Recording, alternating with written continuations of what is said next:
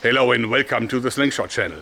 Today we are talking about legal home defense in Germany with weapons that are not meant for self-defense and therefore you can put them next to your bedstand or even buy it on Amazon, like this really big and heavy hatchet here. And we will test them if they are not only suitable for kitchen work but also for home defense and self-defense in this video. Okay, now the German law is quite peculiar because you cannot really put something that is defined as a weapon. You cannot put this next to your bedstand. You have to keep it under lock and key so that if you hear an intruder, like a burglar coming in, you cannot just simply grab a weapon. You have to find the key, you have to open it, and this is all under stress, so it's not a good idea. But stuff like kitchen knives you can legally put next to your bedstand, even if they are useful for self-defense or home defense. They are not meant to be home defense weapons, and therefore it's legal to put them next to your bedstand. So we are looking at 4 different kitchen knives today that you can all buy on Amazon. We are not looking at the crappy things, we're just looking at the high-end stuff that is not cheap, but because the other stuff is probably not really useful in a dire situation like if you have a burglar in your house. And we're starting with the WMF, it's a great German manufacturer, Grand Class, which is supposed to be a large kitchen knife for pretty much any purpose. Okay, we're looking at the WMF Grand Class. It's made in Germany. The blade is 20 centimeter long, so it's not a super big knife, but it's also not small. It's kind of thin, it's not very heavy, it's well made. For me, I think the handle is a little bit too thin. I would want something a little beefier. In any case, it is very sharp, so I think it's really a good kitchen knife, but we'll see how it fares in terms of self-defense. This one costs around 77 euros on Amazon. So in terms of how intimidating does it look, I give it 5 out of 10 points. I think it looks pretty dangerous. Next in line is the Gießer, which I think is a really intimidating knife. I mean, look how big it is. I mean, it looks like a pirate, sword pretty much. It is very thin, it's not very heavy. I would say it's definitely heavier than the WMF one. It's also made in Germany and it's supposed to be stainless. It really doesn't say anything else regarding except that. It is super sharp. I like the handle. I mean, I'm not sure how well it holds, but it's really comfortable in my hand, even for my beefy paw. It's really good. We'll see how it performs. In terms of the looks, I give it a 7 out of 10. Pretty intimidating look, don't you think? Next in line is the Dr. Richter hatchet, kitchen hatchet. I think it is super brutal in its looks. I mean, imagine, you breaking into someone's house and someone really pissed off comes at you with this thing in the hand. I think you'd run. Don't you agree? In any case, sharp knife, well made, very heavy. I think it's easily 1.5 kilos. So it's about as heavy as a good sword. It handles well, it is well made, very sturdy. It's a professional kitchen tool. You can really say this. I can already say that in terms of the jabbing, I mean, if you actually try to poke someone with it, it's completely blunt, so it gets 0 out of 10 points. But it is looking so vicious that I think it gets 9 out of 10 points for the intimidating look. The last one in our little test field is the Delstrong from the Gladiator series. This is German ThyssenKruppstahl, so this means it's really good steel. It is super well made. I mean, look at the handle, everything is seamless. Look at the 3 rivets with a thick one in the middle. It's a full tang knife, of course, very sharp. This is kind of an in-between a hatchet and a normal kitchen knife. You can still, stab someone with it. So that stabbing power is definitely there. We'll test how well it works. But on the other hand, I think in terms of the looks, it's the meanest in the test field. I think this one easily gets 10 out of 10 points in terms of how vicious it looks. And also it is the most expensive one. It costs almost 100 euros on Amazon. Therefore, it's not cheap, but it's actually very nice. So for the cutting and stabbing tests, we're going to use this side of pork. It's actually a pretty big hunk. We'll be using this furniture grade leather here, which is probably a lot tougher than normal skin, but we want to be on the safe side. let's find out how well our candidates perform. Okay, so this is the package with the leather and a little bit of a film to hold it all together, and the meat inside, of course. So we'll see.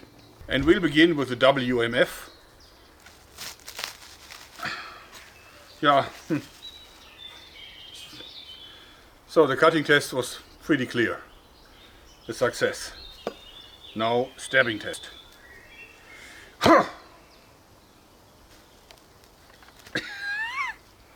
Yeah. Of course you can kill someone with this knife. And now the geezer.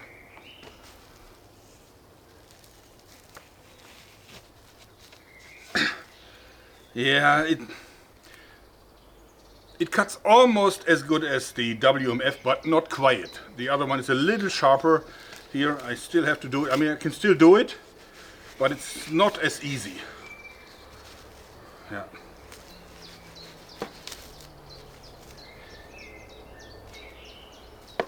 Stabbing test.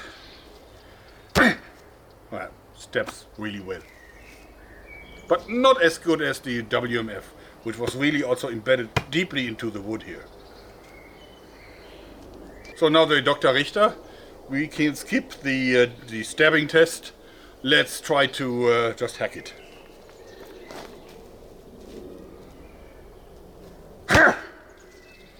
Okay. Okay, das war besser. This was better, but it still didn't cut it all the way through. How well does it cut? Cuts fairly good. Yeah, it's a dangerous knife. Es ist ein gefährliches Messer. It's a dangerous knife, but it's probably not as good as the WMF in terms of kitchen work. Yeah, but of course, still effective. And now the Del Strong. So with this one, we'll do the cutting and the hacking test, plus also the stabbing test. Super, super easy. Geht ganz leicht wie durch Butter. Also das war ein absoluter Erfolg. Okay, now hacking. So, jetzt versuchen wir es mal zu hacken.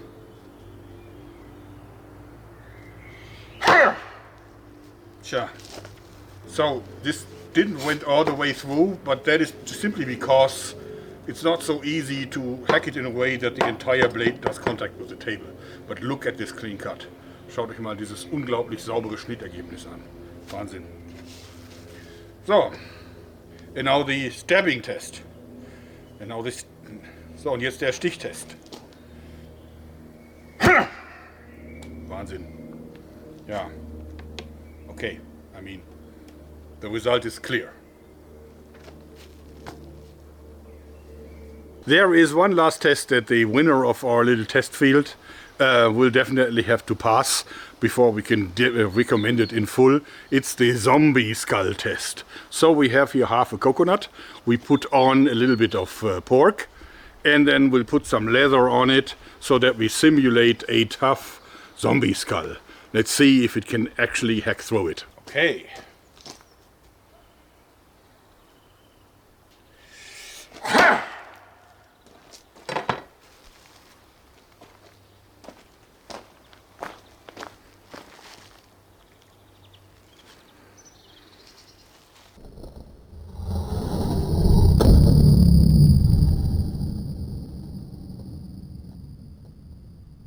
The gold medal goes to the Del Strong Gladiator series because I think it's overall the best one for home defense.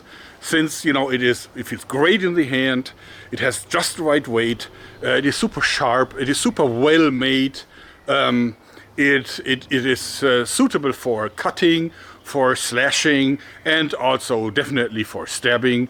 I don't really think that you could make a better knife for home defense in any case. So it's a kitchen knife, but it's really well suitable for home defense. Having this next to your bedstand, I think, will give you a very safe feeling.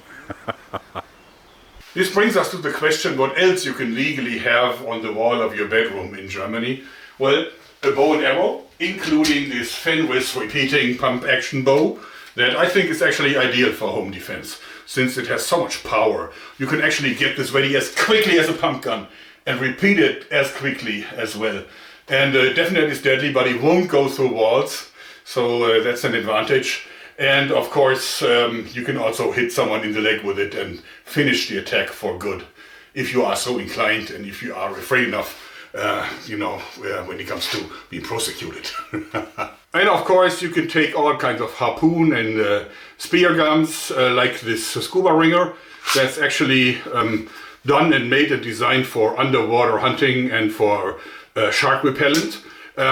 This actually uses 2 cartridges that just look like shotgun cartridges, like here. As you see, really easy to load. It is very deadly if used above water. It's not designed for it, but same as with a kitchen knife, you can also use it for self-defense, even though it's not meant for that. Let's now talk about containers that are lockable, so therefore they are suitable for putting in crossbows and tear gas guns, things that are not defined as weapons that require a license, but they still have to be kept under lock and key, unlike a bow, for example. So this one, I made it myself, and this actually has a fingerprint sensor, so I can open it just with my index finger here. So, and then there is my adder, and also I have the speed loaders, because remember, I have to keep it under lock and key unloaded. Therefore, what I have to do is first, when I want to get it ready, I have to put all the 7 bolts into here, which can be done just in a fraction of a second. This one also has my homemade foldable bayonet, so I can also use it as a thrust weapon. Pretty nice and legal if kept inside a lockable container like this one. Even a slingshot pistol like this, Furious Firefly, a design that I made in 2018, a long time ago. It's a repeating weapon that I can cock with this lever here, and it actually shoots really mean broadhead little short bolts that are dangerous, but therefore I have to keep it under lock and key and have to store it in one of the lockable containers. Also, tear gas, quote-unquote blank firing guns are very popular in Germany. I'm not a huge fan of them if you want to use them for home defense, simply because if the burglar has a real gun, he might mistake your tear gas gun for a real one too, and then open fire at you, and that would not end well probably. But a lot of people love them, and therefore a lot of people keep them at home, but they keep forgetting that they have to keep those under lock and key. Same as a fighting knife, for example a dagger. Even though it might not be as suitable for self-defense as a kitchen knife, it is meant to be a fighting knife, and therefore it has to be kept under lock and key. I made myself a little box like this, hanging on the wall, and this actually has a little RFID key, which can be bought for about 18 euros on Amazon. And if I put this in here, the box opens, and then I have access to my little collection of home defense knives. So this here is actually a blackjack knife made in Japan. I bought it probably 20-25 years ago. I like it. It's sharp on both sides. It is hollow ground on the backside. A very dangerous fighting knife, but it has to be kept under lock and key, which, as you see, I'm doing. And this also is one of these gas, tear gas firing guns or blanks. As you see, I'm storing it unloaded with the magazine separated. What I have to do to get it ready is this, and now I'm in business. So, sweet little gun, blank firing only. I like it, but for self-defense, again, I would not recommend it. I would rather use a crossbow for that purpose. And to close it, simply shut it like this, and it's locked again, and the law is kept. Okay, I have one more request, because I now got a TikTok account, and I'm actually showing one slingshot from my collection every day now. As long as it lasts, but I have a lot of slingshots. It's in German language, but actually a video is a video. So I would really appreciate if you could actually check it out. I'll put the link down there. And I think it would be great if you could subscribe to my TikTok channel. I hope you like this. And anyway, if you are in Germany and you just arm yourself for self-defense, please keep in mind, most people that hurt others will be prosecuted and will be punished. So please behave and be careful. That's it for today. Thanks and bye-bye.